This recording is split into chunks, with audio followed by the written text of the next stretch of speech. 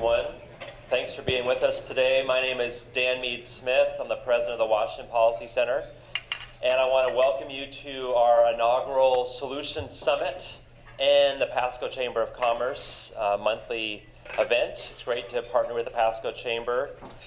For those of you that don't know, the Washington Policy Center is a state-based, nonpartisan, independent public policy think tank.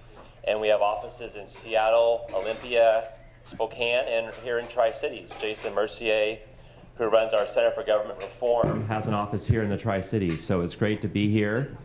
We normally hold individual research center events throughout the year in Seattle and in Eastern Washington, and this is the first year we decided to combine all of our research center events into a one-day policy conference on both sides of the state. So we're doing this event in the Tri-Cities today, and then we'll be in Bellevue tomorrow to do pretty much the same event with most of the same speakers for a truly statewide conference.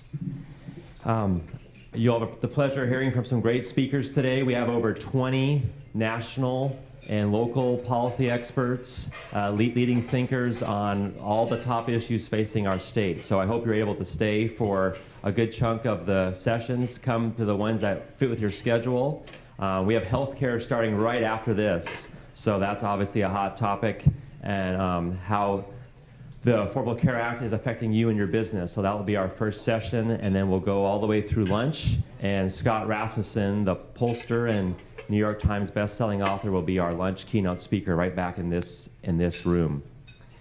I want to thank all of our sponsors. You know, we can't put on events like this without our sponsors, so I want to thank all of our statewide sponsors first. AT&T, Chevron, Pat and Mary Ellen Hughes, Lilly, MedImmune, Premier Blue Cross, Regents Blue Shield, and Washington Trust Bank. And then we have great local sponsors here in the Tri-Cities area. Tippett Company, Bob Tippett is on our board of directors. Great to have Tippett Company's support.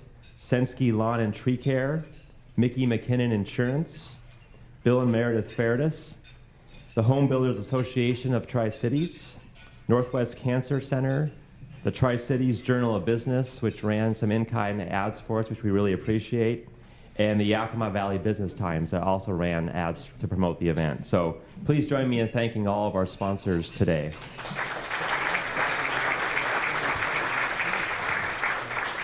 We also have numerous co-presenting organizations, lots of business groups, chambers of commerce, that help promote the event. They're listed on the screens. We're blessed to have so many of them. We can't go through them all today, but I want to thank all of them for helping promote the event.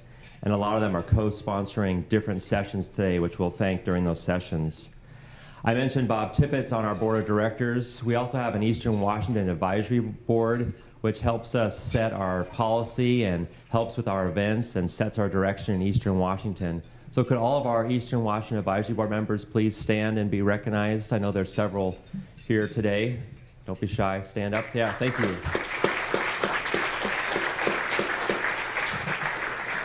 We've had an Eastern Washington office for about 4 years now. Chris Cargill runs our Eastern Washington office, again with offices in Spokane and Tri-Cities, and it's been a great program for us and hopefully for you folks in Eastern Washington.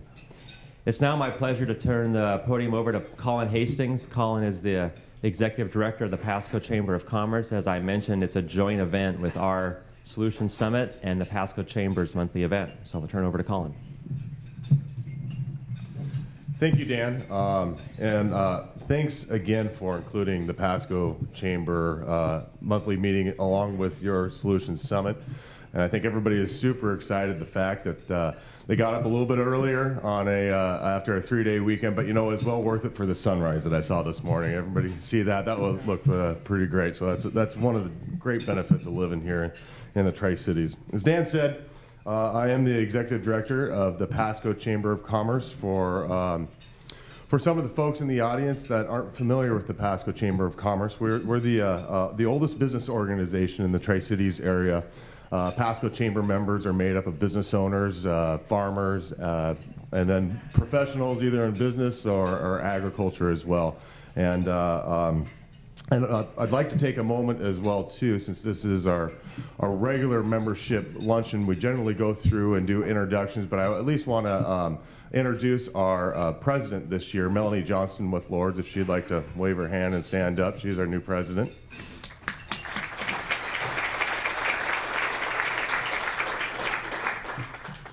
And I know that we have a very action-packed day today, and especially for this morning's session, so I won't take up too much time, but I do have some announcements I'd like to share with our PASCO Chamber members that are in the audience. We have, as we're heading towards the end of the year, we're already getting ready for 2014 and right around the corner. We do have some big events that are coming up. Our Real Ag Show is right around the corner, January 7th and 8th. At the Track Center, and we have a special speaker for the luncheon that is corresponding with that. I know I keep kind of playing with everybody. Our monthly membership lunches are always the second Monday of the month, but the last couple of months we've kind of changed that. We're going to keep that going for Tuesday, January 7th, but Don Slight with Agri Reserves will be the main speaker there. Really interesting topic that he covers. Beyond that as well, too, something that we're really proud of that is in its 15th year now is our Agriculture Hall of Fame, our Mid-Columbia Agriculture Hall of Fame. That is here at the Red Lion, and that will be January 23rd, and we're actually pretty excited about having that date, too, because the Red Lion will be going through renovation in the banquet. So our event, which always draws around 350 or so, will be in the newly remodeled banquet center where we're sitting now. So we're excited to see what that looks like. And with the Ag Hall of Fame, too, if there is someone that you are interested in nominating, those nominations for the Ag Hall of Fame are due by December 2nd. If you have any questions, call the PASCO Chamber office at 547-9755, and we can kind of steer you in that sort of process as well. Also, with the past election, too, I'd like to highlight and thank the PASCO Chamber members for taking positions on a couple of issues that had quite a bit of effect for us in the greater PASCO area. First off, the PASCO Chamber members took a stand a long time ago to oppose Initiative 522, and if you haven't seen the news, obviously we prevailed with that. And then locally here, there was a couple propositions that the board of directors felt that needed PASCO Chamber's involvement, and we encouraged our members to vote no on Prop 1 and 2, and that is how the election panned out as well, too. So I'm real appreciative of the board of directors and our membership for being a leader in that here in PASCO. And in closing, too, I know healthcare is a major topic. Obviously, that's going to be one of the highlights here this morning. As you're as you as business owners or individuals too, the PASCO Chamber had launched or has already launched our own healthcare marketplace. I'd like to say it's actually performing a lot better than the government's as well too. But if you have a chance and you're on your smartphone or your tablet, go to PASCOChamberHealth.com. And it's an excellent place to go shopping around in this new ever-changing market as well too. I know one of our healthcare advisors here locally, because it's kind of a two-part system. I know Kevin Williams is here too, so any sort of healthcare questions that you may have for your business or individually or just guidance, I encourage you to go to PASCOChamberHealthcare.com. So with that, Dan, thank you again for having the PASCO Chamber here.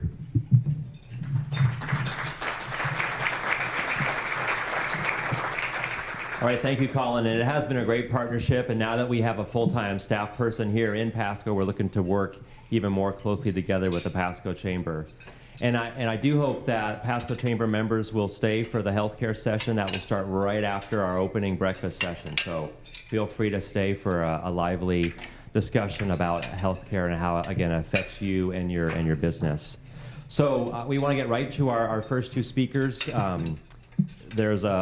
Everyone should have gotten a folder when they came in with information on some of the issues we've been working on at the Washington Policy Center, but there's also a list of the speaker biographies, so I'm not going to spend a lot of time with going over their biographies because they're right here in your packet. So I want to bring up our two speakers. We want to talk a little bit about what happened in the 2013 session and what just happened last weekend. When we put this together, we obviously didn't know there'd be a special session a couple days ending before this event. So it's very timely to have the Senate Majority Leader, Senator Rodney Tom, with us today.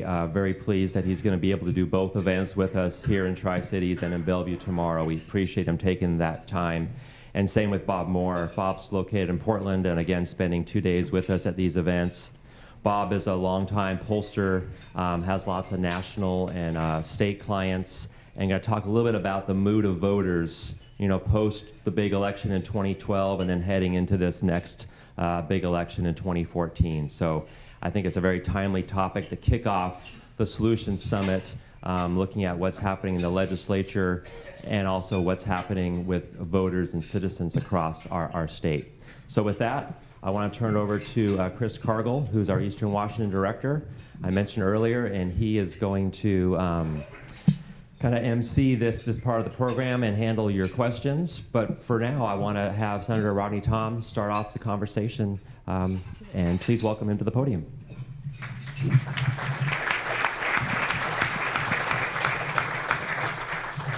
Well, thank you, and for everybody here in the Tri-Cities area, thank you so much for sending Sharon Brown back to Olympia. She is a great talent, a rising talent, and we're very glad to see her back. It's been an interesting year, to say the least, in Olympia. I think the Majority Coalition has done amazing things in refocusing government. Our caucus has a broad spectrum as far as where we lay in politics, especially on social issues. But what we did is we came together and we said, okay, let's not concentrate on our differences. Let's look at where we can really agree. And where we can really agree upon are the three fundamentals that we really did focus on this past year, and that's jobs, education, and a sustainable budget. If you look at everybody that comes to Olympia always says, education is my #1 priority. But the fact of the matter is, for the last 30 years, non-education funding has outgrown education funding by 2 to 1. So even though we go to Olympia with good intentions, we do not walk that talk. And I think that's one of the major differences that we were able to do this year with the Majority Coalition, was we really changed that narrative. If you look at our budget, and don't always listen to what politicians say, look at what they actually put on paper, what their budget actually looks like. And if you look at our budget, we had 11.7% growth in education funding and 3% growth in non-education funding, a radical departure from where Olympia has traditionally headed. And really, one of the main differences we were able to make in changing that narrative, there's two things.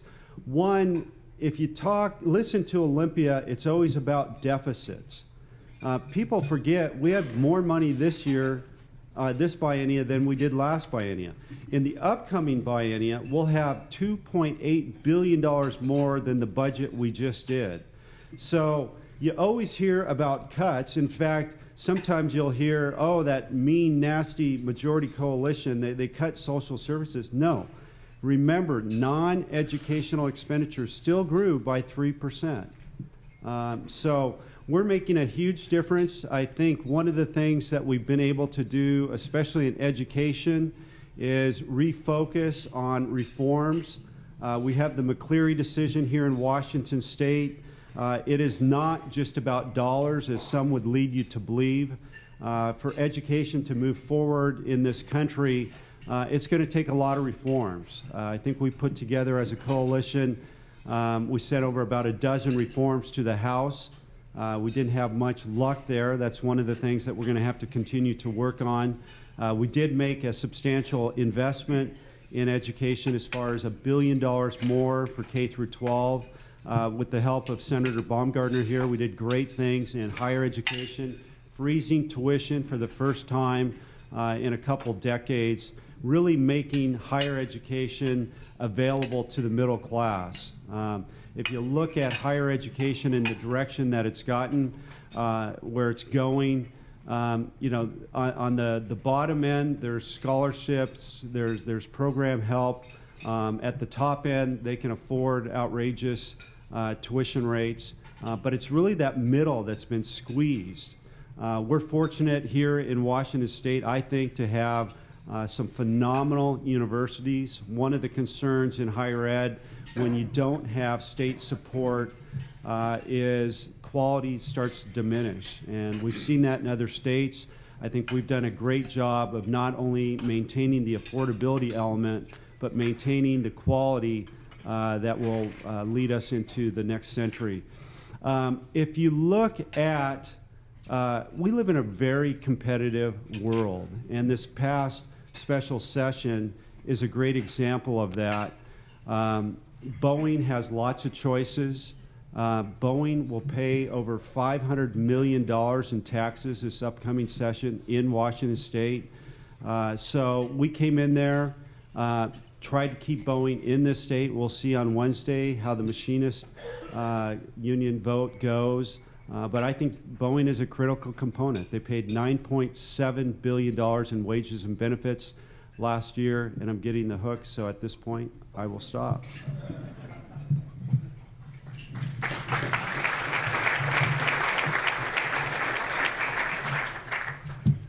Well, I'm a pollster, so I'm going to give you a lot of opinions this morning that aren't mine. They're the public's opinions.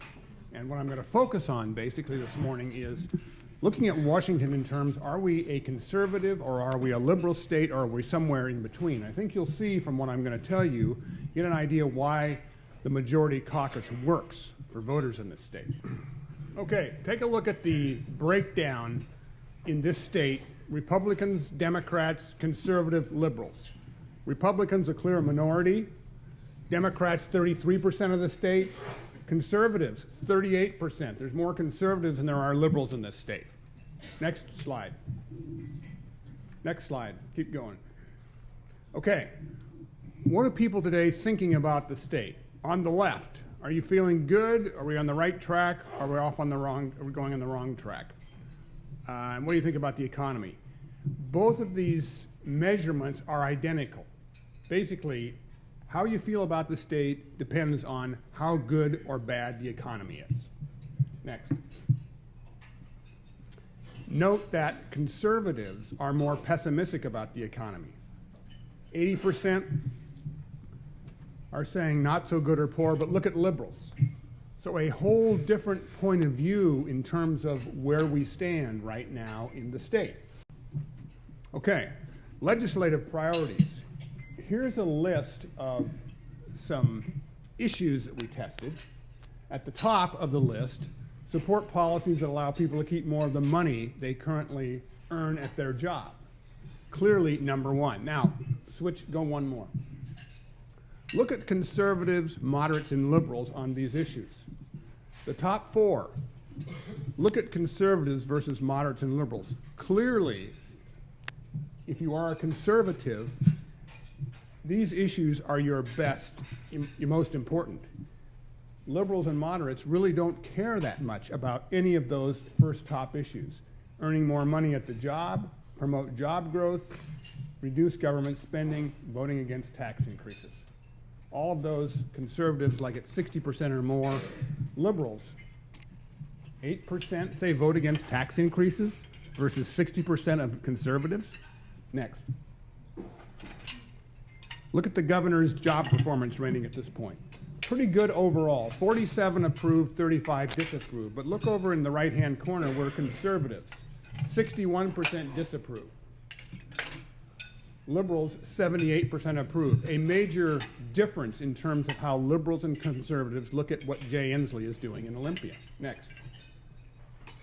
The government shutdown. Who's to blame? Republicans in Congress, 43%. The president and Democrats, 31%. Okay, you've been reading about how Republicans got all the blame. Well, remember how many Republicans and how many Democrats are in this state? Basically, it breaks down by party. Yeah, Republicans got the blame because there are more Democrats in this state. Nationally, Republicans got the blame because there's more Democrats. So, read behind those lines. Basically, this is right up along partisanship. Republicans blamed Obama, Democrats blamed the Republicans. So, you know, it wasn't, when you read those articles that Republicans got the blame, it was all based on current partisanship, as will have no impact on the election next time. Next. The Tea Party. 53% of voters statewide disagree with what the Tea Party did in the recent government shutdown. You've only got 26% agree. Down at the bottom, look at where conservatives stand. Just 52% agree. So even among conservatives, there's not really widespread support for the Tea Party right now. The group that got burned in the shutdown was the Tea Party, more than Democrats, more than Republicans. Next. What about Obamacare? Right now in this state, in Washington, 45 approve, 42 disapprove. Remember the partisan breakout, Republican versus Democrat, conservative versus liberal? I mean, this is pretty bad news for Obamacare in a state that where 38% of the voters are conservative and 24% are liberal. Next. Let's look at what happened here last week.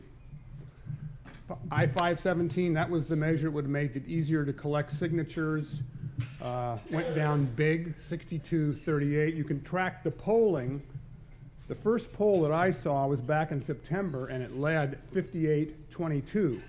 Look at the blue bar where it went, and look at the red bar. 522. This is the one that Colin mentioned about it was the GMO measure. Started out supported 66-21. In the end, it lost. Actually, it was 52-48. These data are from Friday, and it's narrowed a little bit. This is an example of a conservative win in a not-so-conservative state. Obviously, the conservative vote was no. Next. Okay, competitive Senate election, very important for what's going on in the Senate next session. The Republican won. Look down at the bottom how this district is voted in the past. Obama won the district, but Rob McKenna won the district. A true, split district can go either way, and at this point, the Republican won narrowly. Next. The minimum wage. These data, it's now 50-50. Yes leads no by 43 votes is all in the city of SeaTac. And supposedly there are more votes. There are 700 more votes to count, which we're going to read more about that today. Very close election for a $15 minimum. This was the $15 per hour minimum wage. Next. Whatcom County Council. Some of you may have been following. There was a slate of 4 candidates for county commission. The 4 conservative pro-coal candidates lost. The 4 liberal anti-coal candidates won.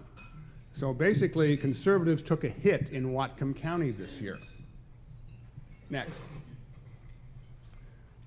Seattle. Ed Murray might have been more liberal than anybody in this room, but he was still the favorite of business and more conservative than Mike McGinn was. Let's take a look at 2014. Right now, if you ask voters in the state, do they want a Republican or Democrat in the legislature, the Democrat has a 9-point edge. Okay. Where are competitive races? First congressional district, potentially very competitive. Obama won that by 10, but Rob McKenna won it by 4. And then the Democrat, Suzanne DelBene, was elected by 8 points. So when you've got a Democrat win for president, a Republican win for governor, you've got a situation that's potentially very competitive. Here are potentially competitive state Senate races, and the only way I put these up there, if the winner got less than 55% of the vote, the last time around, I rated it as competitive. But if you look at these scores, who voted for Romney, who voted for McKenna, again, you see some of this pro-Obama, pro-McKenna voting going on in each of these 7 districts. Now, we don't know who the candidates are at this point in a lot of these cases. We don't know what kind of money they're going to raise. But right now, by the numbers, there are 7 Senate seats in the state that are potentially competitive. And right now, with a 25 Democrat, 24 Republican edge, or standing right now, it's up for grabs. Let's move again. So overall, in terms of the legislature, in the House, there are 55 Democrats, 43 Republicans, 14 potentially competitive races. And as I said, in the Senate, 25 Democrat, 24 Republican, 7 potentially competitive races. So this thing is up for grabs. Okay, over the last 4 years, 8 conservative statewide ballot measures have passed. Over the last 4 years, 4 liberal-leaning ballot measures have passed. So on ballot measures, conservatives lead liberals 8-4. Now, if you look at candidates, Republicans being the most conservative party, yet they're getting creamed consistently in this state. So you win, the conservatives win ballot measures, they lose candidates. Okay, so why does this happen? Here is a poll that we did nationally. What is your biggest complaint about the Republican Party? Number 1, they favor the rich at 31%. Number 2, they don't understand the average voter. Number 3, they are too conservative. So the people that tell you Republicans can't win because they're too conservative are wrong. Republicans can't win because voters think all they care about is the rich people. Further verification, in Washington, Republicans have not elected a governor for a long time. So is the big problem, they're too focused on conservative social issues, or they're too concerned about, want to help big business and the rich? Well, again, it's the rich. Next. Okay. So, as I said, Washington voters consistently approve conservative ballot measures, yet the most conservative party, the Republicans, face problems at the polls. What's the problem?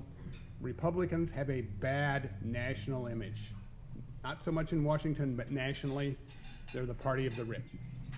Thanks.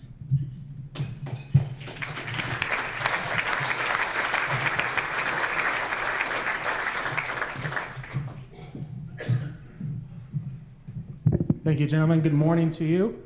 I'm Chris Cargill, the Eastern Washington Director for Washington Policy Center. We now have a little bit of time to take your questions for Senator Tom and Bob Moore.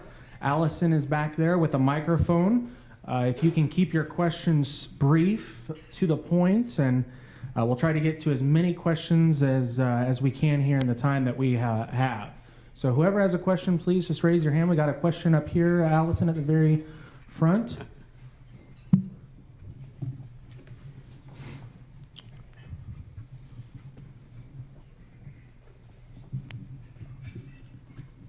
Be thinking about any other questions that you might have, and we'll try to get through as many as we can. Okay, thank you.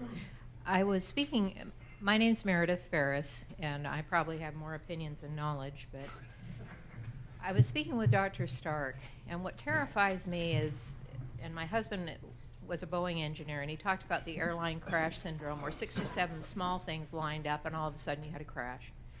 It strikes me that we're getting fatter, dumber, and this whole $15 an hour to family wage job to flip burgers is disingenuous in the extreme. And I'm curious, Senator Tom, you seem like a rational, reasonable person. Is the discourse in Olympia as stupid as it is at the national level? These are not Republican or Democrat issues. These are quality of life and well-being issues for us and for our kids and grandkids. So when you're talking with your fellow wizards, is the level of conversation as dumb as it is at the popular culture level? No. I will say this. I think in the Senate we have incredible talent. I've been in the legislature for 12 years now, and on both sides of the aisle, I think there's a lot of talented people down there. A lot of the problem you're seeing in politics today is how we finance the elections and how everybody's running to the edges. Probably the biggest change I've seen in my 12 years is when I first got into politics, if you were a 60 or 70%er, for some organizations that was good enough and they would help you. These days it seems to be that if you're not 100%, you're not getting funded. So I think the public conversation that a lot of people have is much more at the extremes than what we actually hear in Olympia. But I think that the talent level we have, especially in our caucus, is off the charts. We got some incredibly talented people, and some of those you will hear from today. Next question. Senator Baumgartner. Uh-oh. These were the two guys that were on that. It has to be a Bob Moore question. So here's a question for Bob. So, Bob, we just saw that the #1 problem for branding for Republicans is that they're a party that favors the rich and big business. And it's interesting, this is coming just days after the legislature made a sprint to pass a massive incentive package for the Boeing company.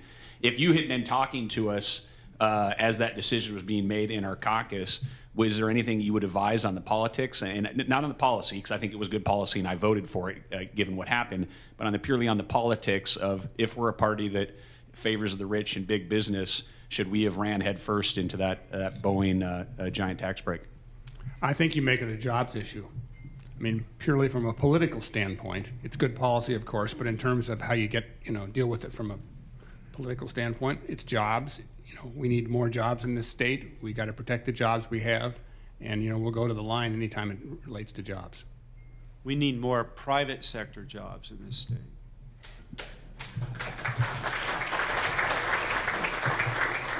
Other questions? Don't be bashful.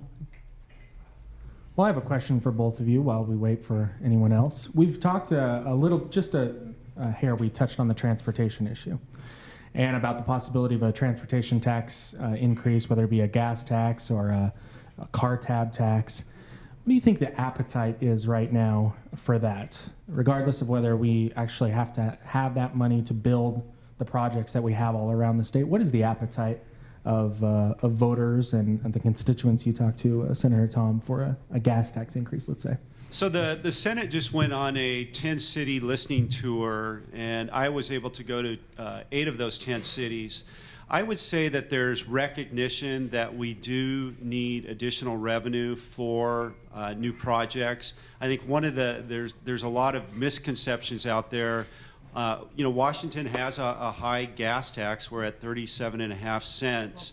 But the thing that people have to realize that after 2015, I think about only 7 or 8 cents is available because the rest of that has been bonded. I think the real question is, how do we build value and reforms into a system where people can then get the product that they need? Because I think that there's a lot of projects out there that will build economic value and are important not only for the Boeings of the world, but they're important for just our average everyday citizen trying to get home. And so what we're trying to do from the majority coalition standpoint is make sure that we have those reforms. Sometimes people will sit there and say, well, you're not letting through a transportation package. What we're trying to do is design a transportation package that eventually I do believe that the voters will get a say on this, and we need to make sure that they see the value that we're trying to build into the system in Olympia. So I think the key is reforms, value, and then making sure people see that the projects will have an economic impact on them. One of the things I'm probably most proud of with the package that we're contemplating now in the coalition is how we've developed that. In the past, a lot of times projects have been picked basically on, well, I need a vote here, I need a vote there, but we really did look at it in how can we make an economic difference not only in the Puget Sound region but across the state, and pick those projects that had the largest bang for your buck. Bob? Purely from a public opinion standpoint, there is no appetite for any sort of big tax increase for transportation. You might get a 2 or 3 cent increase by voters, but 10 cents is going no place. And underlying that is a perception that we have a good transportation system here. The best chance to pass a big tax increase is in Seattle. And in the Seattle, people are most concerned about the transportation system. Everybody else in the state thinks, hey, we got good roads, we don't need any more. More questions? We have a question up here. Or back there. That's fine. Go ahead, Allison. And we'll come back up to you next. Sheila Reggae, a local physician and a small business owner. I'm kind of intrigued by your comment about the Republican Party being something for the rich, because a lot of my patients actually see that. And it just seems, on the other hand, some patients, it's an entitlement. I paid into the system, I deserve this. So if you had advice for either the Democrats on how to get taxes forward or how to get their agenda forward compared to Republicans about how to get their agenda, how would you fashion that same message, given that your audience is kind of become a little more a society of entitlement? I deserve this, not thinking about what's this going to cost society. And this is me as a physician looking at, as a cancer physician looking at issues. Well, I think you structured it, we're trying to help the middle class. We're trying to help the average person. We're going to, do what's best for Joe Sixpack, in a sense, is where I would go with most of my messages. We need jobs, we need good schools, we need to be responsible budgeting, just all of the things that Senator Tom suggested that the Majority Caucus was doing. That is the direction I would go in terms of the average voter. Senator, you want to add anything to that? Well, as a Democrat, I think labels sometimes are misleading. Again, I'll go back to, really what people are looking for is, how can you help me in my everyday life? Most citizens, their idea of politics is if they never heard of us, that would be a good thing. And so it's trying to make sure that government can't be all things to all people and do it well. And I think that's one of the problems we have, is we keep expanding our roles instead of concentrating on those core functions. I'm not a big fan of cheap government, okay? I want great government. I want great service, and I want it done in those areas that are the core services. And I think that's the big difference. We get into this battle of, starve the beast. Well, I think that what I want and what I'm hearing from my constituents is they want great service. They want, government to be good, and to have those kind of services, you need to be competitive. You don't need to be over-competitive, but you need to be competitive to have the best personnel. And with great people, we can do wonderful things. But we need to get back to a span of control that's manageable, and that we can truly concentrate on those functions that are most important to our citizenry. One last question we have right up here. Allison, right up here at this table.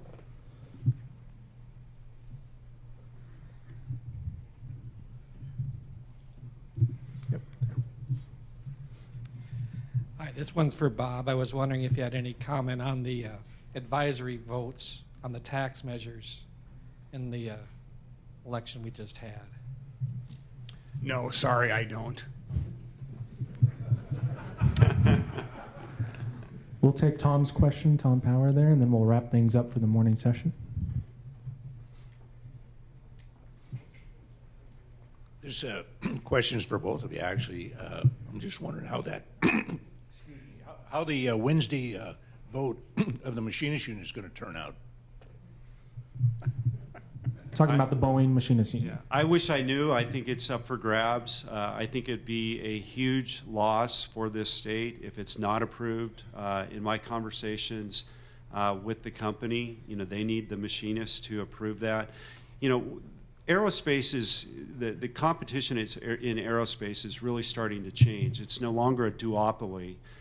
You got entities like COMAC, the Chinese national government manufacturing arm. You got Bombardier in Canada. And economies of scale matter. And if Boeing's going to be competitive, they need an agreement that works for them economically. And I think they've crafted that. They've shown the unions the numbers. Here's what we need to be, do in order to be competitive. So if they say no, it's going to open it up to other states. And I just think that would be a huge loss for Washington State. Excuse me, I have no clue, to tell you the truth. But it does, Boeing has got a lot of work to do with their rank and file labor union members. And they've got a problem that they need to address. And so I wouldn't be surprised if the thing goes down initially, just due to long-standing issues that the union has with management at Boeing. But, you know, I can say I was in a meeting with the company, you know, our days kind of blend, Friday night, and I was, Tim Keating, who's the senior vice president for Boeing, there was about 40 people in my office in Olympia trying to hash out some language on this tax preference, and Tim Keating's executive assistant is standing next to me, and she goes, "Look at this," and it was a tweet or a text from Rick Perry, you know, basically saying, "I hope this thing goes down. I will be there for you." Boeing is in a competitive environment, and if this thing does not get approved, you know, those floodgates are open. Well, we've run out of our time for our opening session this morning for the Solution Summit, so please thank Senator Tom and Bob Moore for participating. Thank you, gentlemen.